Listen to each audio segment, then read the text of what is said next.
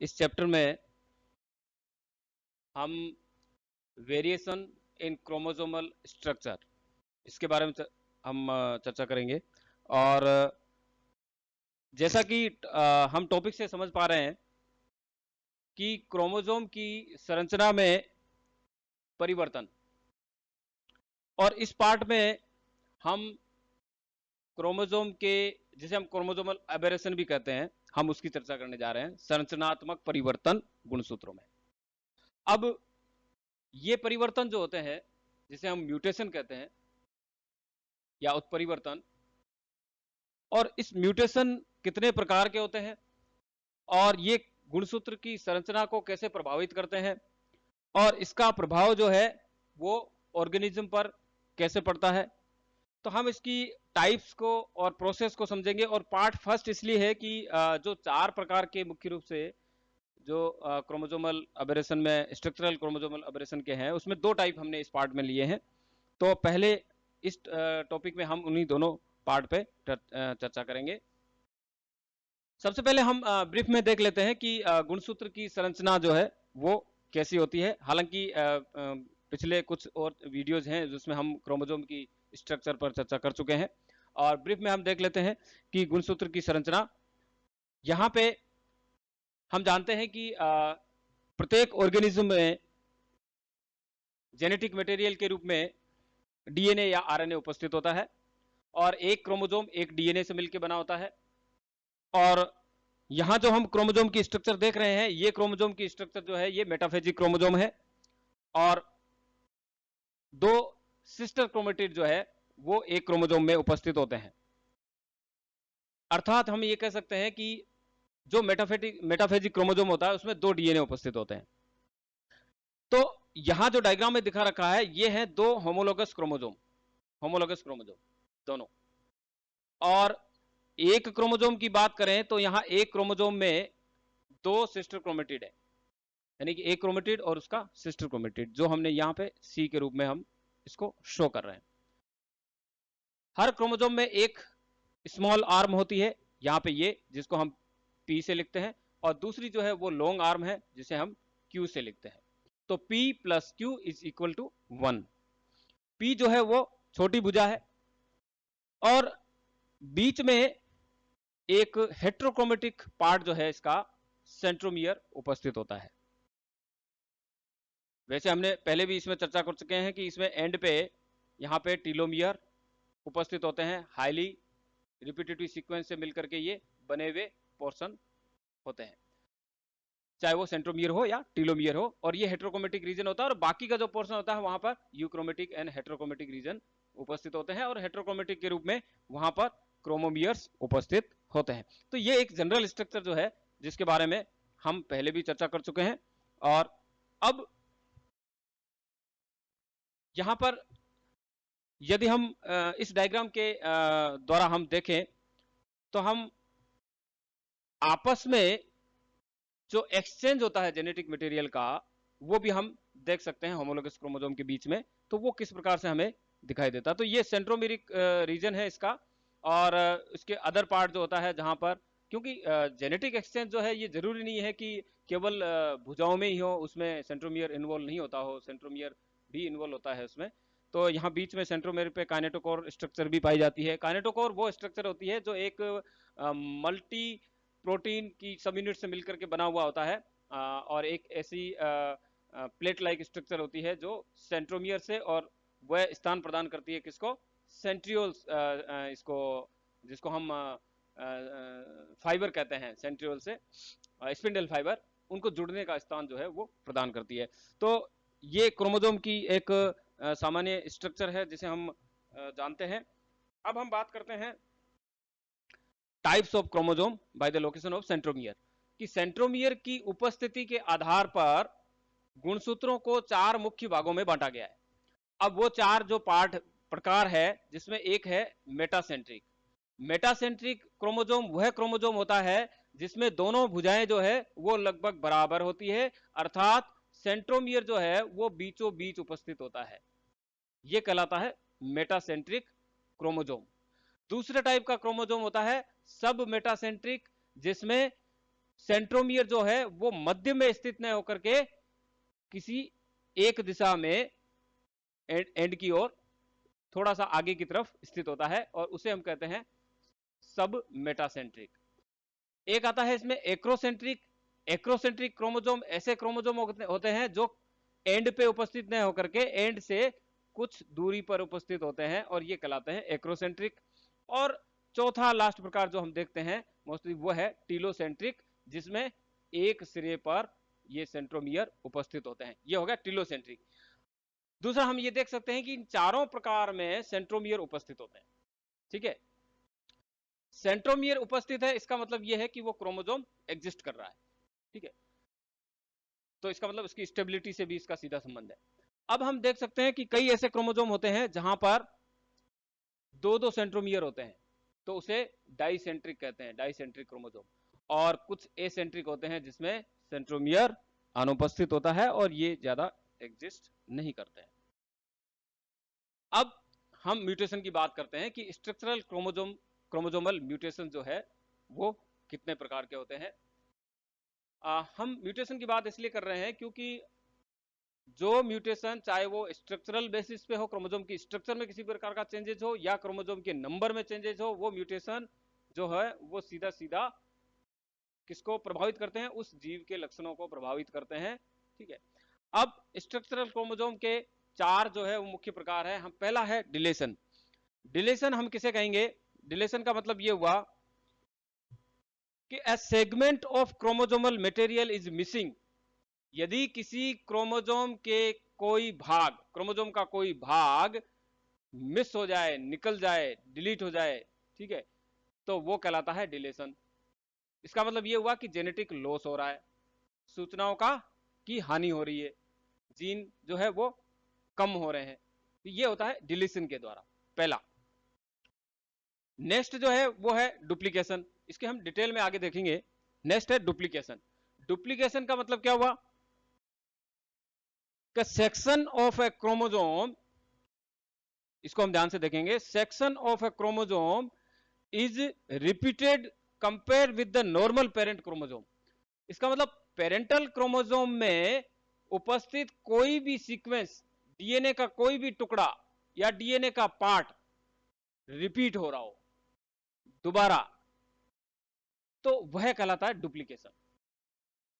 तो डिलेशन और duplication, deletion में तो वो पार्ट ही डिलीट हो रहा है परमानेंटली, लॉस हो गया, तो लॉस होगा तो वो सीधे सीधा उस जीव को सीधा सीधा प्रभावित करेगा। डुप्लीकेशन हो रहा है इसका मतलब जीन जो है उसका डबल इफेक्ट हो रहा है इस तरह से। अब नेक्स्ट जो टाइप है वो है इन्वर्जन। इन्वर्जन का मतलब यह है कि कोई भी सीक्वेंस किसी एक सिंगल क्रोमोजोम पर उपस्थित उसकी कोई सीक्वेंस जो है उसकी डायरेक्शन में चेंजेज आ जाना, परिवर्तन हो जाना, तो इसको हम कहते हैं प्रतिलोमन। तो सीक्वेंस आगे हम इसको डिटेल में देखेंगे, जैसे ए बी सी डी ई। अब मान लो उसके अंदर सी डी ई जो है वो सीक्वेंस इसकी चेंज हो जाए, इन्वर्ट हो जाए, तो वहां पर क्या हो जाएगा, A B E D C हो जाएगा। तो जीनों का क्रम जो है उसका विपरीत दिशा में परिवर्तन हो जाना इन्वर्जन कहलाता है। ठीक है, नेक्स्ट जो है वो है ट्रांसलोकेशन। ट्रांसलोकेशन का मतलब यह है कि सेगमेंट ऑफ ए क्रोमोजोम, किसी भी क्रोमोजोम का कोई भाग वो किसी दूसरे क्रोमोजोम पे जाकर के अटैच हो जाए। एक क्रोमोजोम का कोई भाग ट्रांसलोकेट होकर के किसी दूसरे क्रोमोजोम पर अटैच हो जाए, या फिर एक ही क्रोमोजोम के अलग अलग भाग में जाकर के वो स्थित हो जाए, ट्रांसफर हो जाए, तो उसे हम कहेंगे ट्रांसलोकेशन। ये चार मुख्य प्रकार है जिसके द्वारा गुणसूत्रों की संरचना में उत्परिवर्तन होते हैं। अब हम बात कर रहे हैं इसमें सबसे पहले डिलेशन की। यहां हम डायग्राम से समझ सकते हैं कि यह एक नॉर्मल क्रोमोजोम है बीच में, और इस नॉर्मल क्रोमोजोम के एक सिरे पर ऊपर की तरफ येलो कलर में हमने A, then B C D E F G H I, ये एक सीक्वेंस है क्रोमोजोम पे जीन के क्रम की। अब यदि यदि यहां पर ए सेगमेंट जो है वो डिलीट हो जाए, यानी ए सेगमेंट उसके टर्मिनल पार्ट पे है और वो डिलीट हो जाए, तो इसे कहते हैं टर्मिनल डिलीशन, और उसके बाद में ए गायब हो गया, देन सीक्वेंस रह गई B C D E F G H I, delete हो गया वो। तो एक प्रकार का डिलीशन ये हुआ जिसे कहते हैं टर्मिनल डिलीशन, कि यदि सिरे, गुणसूत्र के सिरे का भाग जो है वो यदि डिलीट हो जाए तो वो टर्मिनल डिलीशन कहलाता है। दूसरा टाइप का जो डिलीशन है वो हम इस डायग्राम से समझ सकते हैं, ये क्या, सेगमेंट डी जो कि बीच में है, तो बीच में सेगमेंट डी है और ये सेगमेंट जो है ये डिलीट हो गया, तो अब सीक्वेंस रह गई A B C E F G H I, ये बीच में, इसको कहते हैं इंटरस्टिशियल या फिर इंटरकैलरी डिलीशन, ठीक है। तो ये बीच में से कोई पार्ट जो है वो डिलीट हो जाए, तो ये हो गया, इसमें हम बात कर रहे हैं डिलीशन की।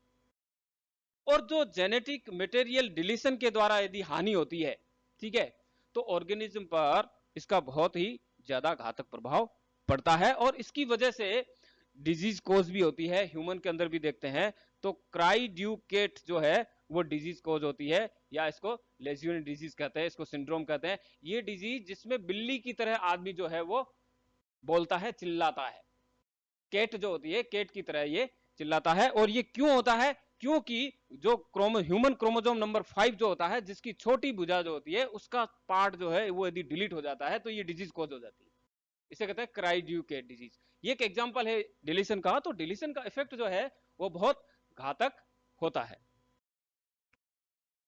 अब कुछ और डिजीज है जैसे एंजलमैन सिंड्रोम या प्रेडर विली सिंड्रोम। ये प्रेडर विली सिंड्रोम का मतलब ये होता है कि आदमी खाता जाता है तो खाता ही जाता है फिर, ठीक है, उसकी कोई लिमिटेशन है, उसकी ईटिंग जो है कैपेसिटी वो बढ़ जाती है, वो रेगुलर खाता ही रहता है। और ये तब होता है जब क्रोमोसोम नंबर 15 का पार्ट जो है वो डिलीट हो जाए, प्रेडर विली सिंड्रोम जो है वो कॉज हो जाती है। तो ये डिलीशन के इफेक्ट है। अब हम बात कर रहे हैं डुप्लीकेशन की। तो डुप्लीकेशन जो है वो इस डायग्राम से हम समझ सकते हैं कि कितने प्रकार के होते हैं, ठीक है। अब यहां पे कि पहला हम देख रहे हैं नॉर्मल क्रोमोसोम, यहां पर नॉर्मल क्रोमोसोम, ये नॉर्मल क्रोमोसोम है जिसकी सीक्वेंस हमने दिखा रखी है, और बी और सी येलो पार्ट में दिखा रखा है। यदि बी और सी का पोर्शन अगेन रिपीट हो जाए, यानी कि A B C then B C continuous, ये कहलाता है टेंडम रिपीट्स, ठीक है। इसे कहते हैं, यानी डुप्लीकेशन हो रहा है, बी सी डुप्लीकेट हो गया, इसे कहते हैं टेंडम। और यदि बी सी, ये तो पेरेंटल क्रोमोसोम में उपस्थित है, और इसमें बी सी तो डबल हो रहा है, डुप्लीकेट हो रहा है, लेकिन सीक्वेंस जो है वो इन्वर्ट है इसकी, तो इसे कहते हैं रिवर्स टेंडम, ये भी डुप्लीकेशन का एक प्रकार है। और अगला टाइप जो डुप्लीकेशन में हम देख सकते हैं वो है कि बीसी जो पेरेंटल के अंदर पोर्शन है वो डुप्लीकेट हो गया लेकिन कंटिन्यूअस नहीं है, ये यहां से ट्रांसफर होकर के दूसरे पार्ट में चला गया क्रोमोसोम के, तो इसे कहते हैं डिस्प्लेस्ड टेंडम डुप्लीकेशन। और ये डुप्लीकेशन जो होता है ये डिलीशन की तुलना में कम हार्मफुल होते हैं ऑर्गेनिज्म के लिए। अब एक एग्जांपल जो है वो हम देखते हैं नॉन एलिलिक होमोलोगस रिकॉम्बिनेशन। ये नॉन एलिलिक होमोलोगस रिकॉम्बिनेशन का मतलब यह है कि दो होमोलोगस क्रोमोसोम के बीच में जब रिकॉम्बिनेशन होता है तो हम ये जानते हैं कि जीन के अलील्स जो होते हैं वो एक दूसरे के सम्मुख उपस्थित होते हैं। लेकिन यहां यदि हम दो होमोलोगस क्रोमोसोम की बात कर रहे हैं, ये दोनों क्रोमोसोम जो है जिसमें इनके जीन एक दूसरे के सम्मुख स्थित नहीं है, और यहां पर जो क्रॉसओवर हो रहा है वो मिस अलाइंड है। आप देख लीजिए यहां पर बी के सामने बी आना चाहिए लेकिन यहां पे नहीं है, यहां पर सी के सामने बी आ रहा है, तो ये जो है इसे कहते हैं नॉन एलिलिक होमोलोगस रिकॉम्बिनेशन। और यहां पर ये रेड रंग की जो, इसमें रेड कलर की जो पोर्शन जो आ रहा है, ये पोर्शन रिपीटेटिव सीक्वेंस है, और ये रिपीटेटिव सीक्वेंस जो है ये क्रॉसओवर हो रही है। और तो क्रॉसओवर होने के बाद में हम यहां पर देख सकते हैं, जैसे हम यहां पे देखो कि repetitive sequence is prompted miss aligned of homologous chromosome, और इसमें हम देख रहे हैं कि क्रॉसओवर कहां हो रहा है, at site between C and D, यानी कि यहां पर देखिए क्रोमोसोम ये क्रॉसओवर हो रहा है सी और डी के बीच में, क्योंकि यहां पर रेड कलर में यहां पे ये एक जो डुप्लीकेट या रिपीटेटिव सीक्वेंस है, ठीक है।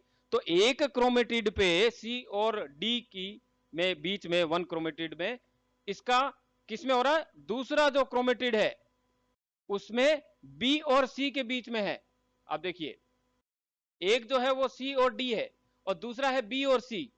इसका मतलब ये नॉन एलिलिक हो गए, इसे कहते हैं नॉन एलिलिक होमोलोगस रिकॉम्बिनेशन। तो इसके बीच में क्रॉसओवर हो रहा है, ठीक है। और इस क्रॉसओवर के बाद में स्थिति क्या उत्पन्न होती है, वो यदि हम देखें तो हम ये देखते हैं कि क्रोमेटिड जो होता है, एक क्रोमेटिड के अंदर तो डुप्लीकेशन हो जाएगा और दूसरा जो है उसके अंदर डिलीशन हो जाता है। एक में डबल हो गया सी सी, ये देखिए सी और सी डबल हो गया, और एक में सी मिस हो गया यानी डिलीशन हो गया। तो डुप्लीकेशन और डिलीशन जो है वो हम नॉन एलिलिक होमोलोगस रिकॉम्बिनेशन में एक साथ जो है वो यहां पर प्रदर्शित कर सकते हैं, देख सकते हैं। अब इस डुप्लीकेशन का महत्व या इंपॉर्टेंस कह सकते हैं कहां है। डुप्लीकेशन जो है वो जीन इवोल्यूशन में और जीन फैमिलीज के को बनाने में बहुत ही महत्वपूर्ण होते हैं। जैसा हम इस डायग्राम से समझ सकते हैं कि जैसे ये एक जीन है और इस जीन में कोई एबनॉर्मल जेनेटिक इवेंट हो जाती है, ठीक है, और जिससे क्या होगा, ये जीन जो है वो डबल हो गया यानी डुप्लीकेट हो गया, ठीक है। और ये होमोलोगस जीन होते हैं, और होमोलोगस जीन जो है वो एक उनका जैसे मोर देन वन, यहां हम देख सकते हैं कि दो या दो से अधिक जीन जो होते हैं वो यदि एक सिंगल एंसेस्ट्रल जीन से उत्पन्न होते हो तो उसे हम होमोलोगस जीन कहते हैं। यानी एंसेस्टर जो है, एंसेस्ट्रल जीन तो एक ही हो उसका, लेकिन उसी से यदि मोर देन वन कॉपी बन रही हो जीन की तो वो जो है होमोलोगस क्रोमोसोम होते हैं। और यहां पर हम पैरालॉग्स उसे कहते हैं कि homologous gene with in a single species, एक ही जाति के अंदर यदि होमोलोगस जीन उपस्थित होते हैं तो वो कहलाते हैं इसमें पैरालॉग्स, है ना। और फिर ये आगे जा करके एक जीन फैमिली जो है उसका फॉर्मेशन करते हैं। तो डुप्लीकेशन का बड़ा इंपॉर्टेंट जो है वो रोल है, जो हम इस डायग्राम से समझ सकते हैं कि मोर देन वन ऐसे होमोलोगस जीन जो है वो बनते जाते हैं और बन करके ये क्रिएट कर लेते हैं, एक जीन फैमिली का फॉर्मेशन कर लेते हैं। अब है एक सेगमेंटल डुप्लीकेशन, हम इसको भी देख लेते हैं। सेगमेंटल डुप्लीकेशन जो है वो किसे कहेंगे, यहां हम बात करते हैं सीएनवी की। सीएनवी यानी कॉपी नंबर वेरिएशन, ठीक है। कॉपी नंबर वेरिएशन हम किसे कहेंगे कि एक प्रकार का ऐसा संरचनात्मक परिवर्तन, यानी एक ऐसा स्ट्रक्चरल वेरिएशन जिसमें a segment of DNA exhibits copy number differences among members of same species। इसको हम समझे कि एक ही जाति के सदस्यों में, एक ही जाति के सदस्यों में यदि जो डीएनए का टुकड़ा जो होता है उसके अलग अलग नंबर्स, कई सारे कॉपी नंबर हो, वो इस डायग्राम में हम समझ सकते हैं। यहां हम देख सकते हैं इसको कि एक ही जाति के अंदर यदि दो क्रोमोसोम, यहां पर ए और ए सेम जीन उपस्थित है, और दूसरे मेंबर जो है उसी जाति के, उसके अंदर देखिए आपको यहां पर ए जो है वो डुप्लीकेट में नजर आ रहा है, ठीक है। तो ये कहलाता है इसका सेगमेंटल डुप्लीकेशन। जाति एक ही है, मेंबर अलग अलग है, और उसके अंदर यदि डीएनए का सेगमेंट जो होता है वो उसके नंबर जो है अलग अलग हो, यानी कि उसमें कॉपी नंबर वेरिएशन शो कर रहा हो, उसे कहते हैं सीएनवी। तो ये कहलाता है सेगमेंटल डुप्लीकेशन। तो इस प्रकार आज के इस चैप्टर में हमने डिलीशन और डुप्लीकेशन इस दो पे चर्चा की है। नेक्स्ट जो हमारा चैप्टर होगा बड़ा इंपॉर्टेंट होगा, और वो हम जिसमें हम इन्वर्जन और ट्रांसलोकेशन के बारे में चर्चा करेंगे। Thank you very much.